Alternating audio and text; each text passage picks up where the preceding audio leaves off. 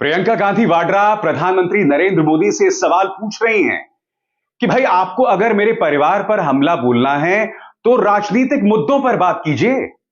आप मेरे परिवार के खून पर सवाल कैसे उठा सकते हैं? सबसे बड़ी बात, प्रियंका गांधी वाड्रा प्रधानमंत्री नरेंद्र मोदी पर हमला तो बोल रही हैं, मगर व्यंग्य और हास्य का सहारा ले रही हैं। मैं आज आपको प्रियंका गांधी वाड्रा के कुछ बयानात सुनाऊंगा दोस्तों, और यह बतलाऊंगा कि किस तरह से हर गुजरते दिन के साथ प्रियंका गांधी वाड्रा बीजेपी और आरएसएस के लिए नासूर बनती जा रही हैं। क्योंकि उनमें जो एक खासियत है जो शायद राहुल गांधी में नहीं है, वो ये कि प्रियंका गांधी वाड्रा अपनी बात हंसकर कह सकती हैं, कहीं ज्यादा सहज हैं। हां, मुद्दों को लेकर राहुल गांधी जो हैं वो बहुत ही फोकस्ड अंदाज में हमला बोलते हैं, मगर जब अदायगी की बात होती है, लोगों के साथ कनेक्ट की बात होती है, तब वो राहुल गांधी से कहीं ज्यादा असरदार दिखाई देती हैं। प्रियंका गांधी वाड्रा ने सीधे प्रधानमंत्री पर किस तरह से हमला बोला है अपने खून के मुद्दे पर, मैं चाहूंगा आप सुने। अब मैं सुन रही थी मोदी जी का भाषण, तो मैंने सोचा विकास की बातें करेंगे, ये बताएंगे कि घोषणाएं जो इन्होंने की हैं, कौन से प्रदेश में इन्होंने इस तरह की नीतियां लागू की हैं जो अभी चल रही हैं, पता तो चले जनता को कि अगर कुछ कह रहे हैं तो उसका आधार क्या है। उल्टा मैंने देखा कि मोदी जी कह रहे हैं कि कांग्रेस के कुछ नेता हैं जो आज भी इंदिरा गांधी के नाम पे वोट मांग रहे हैं। तो मैंने सोचा, अरे ये तो मोदी जी मेरी बात कर रहे हैं, मुझसे नाराज हो गए। और मैं सोच रही थी कि मोदी जी, आप तो 24 घंटे हर भाषण में पंडित नेहरू का नाम लेते हैं, हर भाषण में पंडित नेहरू का नाम लेते हैं। एक दो बार मैंने भी सोचा कि मैं इंदिरा जी का नाम ले लूं, तो इसमें कौन सी बुराई हो गई। आगे सुना मैंने भाषण उनका, आगे कहने लगे कि इन कांग्रेसियों का खून खराब है। तो मैंने सोचा कि भाई ये मोदी जी ने पैथ लैब्स कब से खोल दी कि खून का टेस्टिंग कर रहे हैं। अगली बार बुखार चढ़ेगा तो मैं मोदी जी के पास भेज देती हूं। लेकिन मन में देखिए, मजाक एक तरफ है, मन में ये बात आई कि आप प्रधानमंत्री हैं, आपके पद की एक गरिमा है। अगर किसी का दायित्व है कि सार्वजनिक जीवन में जो चर्चा परिचर्चा का स्तर है उसे ऊंचा रखना है, तो ये प्रधानमंत्री का ही दायित्व होता है, बड़े बड़े नेताओं का होता है। कि चुनाव का समय है, जनता को इससे कोई मतलब नहीं है कि हमारे खून में क्या है क्या नहीं है, वो टेस्ट रिजल्ट बता देगा हमारा। जनता को मतलब है अपनी समस्याओं से। बात वहां नहीं रुकती दोस्तों, क्योंकि इस वक्त वर्ल्ड कप का मैच है और आप जानते हैं कि विराट कोहली ने सचिन तेंदुलकर के रिकॉर्ड की बराबरी कर ली है। तो प्रियंका गांधी वाड्रा ने उस मुद्दे को समझकर उस पर हमला किया और याद दिलाया है प्रधानमंत्री नरेंद्र मोदी के खुद के सचिन तेंदुलकर सेंचुरी और महंगाई वाले बयान पर।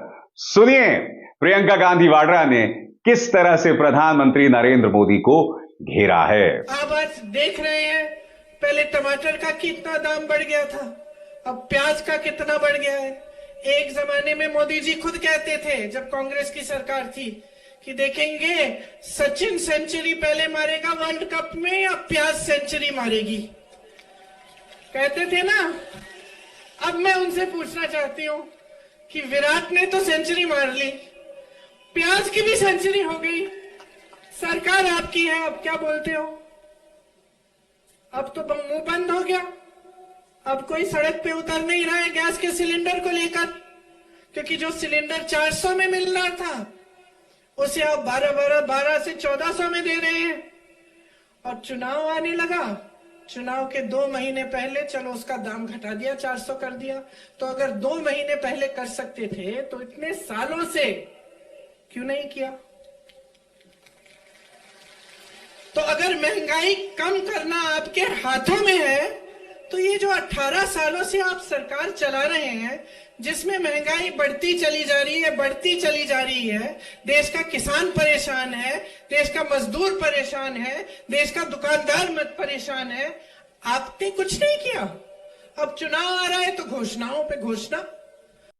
दोस्तों, आपको समझना पड़ेगा कि इस वक्त राहुल गांधी और प्रियंका गांधी वाड्रा, ये जो जोड़ी है भाई बहन की, वो अगर राजनीतिक तौर पर सही कदम उठाएगी तो वो बीजेपी के लिए कितना बड़ा नासूर बनने वाली है। यही वजह आपको याद है कि राहुल गांधी ने जब भारत जोड़ो यात्रा शुरू की थी, तब क्या हुआ था, याद है आपको? अनुराग ठाकुर ने यह तक कहा था कि भाई और बहन के रिश्ते खराब हो गए क्योंकि प्रियंका गांधी वाड्रा अब तक उनके साथ शामिल ही नहीं हो पाए। और उसके बाद आपको याद होगा कि प्रियंका गांधी वाड्रा की बेटी अपनी मेहंदी दिखा रही थी राहुल गांधी के बारे में, तब भाजपा का आईटी सेल का एक छुटभैया नेता इसके बारे में भी अश्लील बयान दिया था।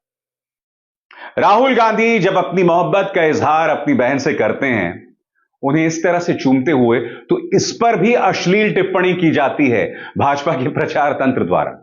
यानी कि कोई ऐसी चीज नहीं है जिस पर ये लोग फबतियां ना कसें, गाली ना दें और अश्लील शब्दों का इस्तेमाल ना करें, क्योंकि राहुल अपनी मोहब्बत का इजहार इसी तरह से अपनी बहन को लेकर करते हैं और अपनी मां को लेकर करते हैं।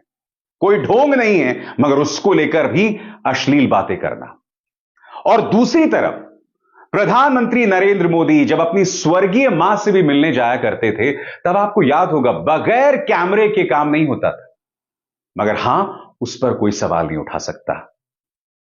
प्रधानमंत्री पर किसी ने कभी कोई सवाल किया तो सीधे जेल। पवन खेरा विमान में चढ़ने वाले थे, जेल जाते जाते बचे, क्योंकि हेमंत बिस्व शर्मा ने अपनी पुलिस भेज दी थी नई दिल्ली हवाई अड्डे के टारमैक पे। वहीं पर उनकी गिरफ्तारी होने वाली थी, मगर अदालत ने उन्हें बचा लिया।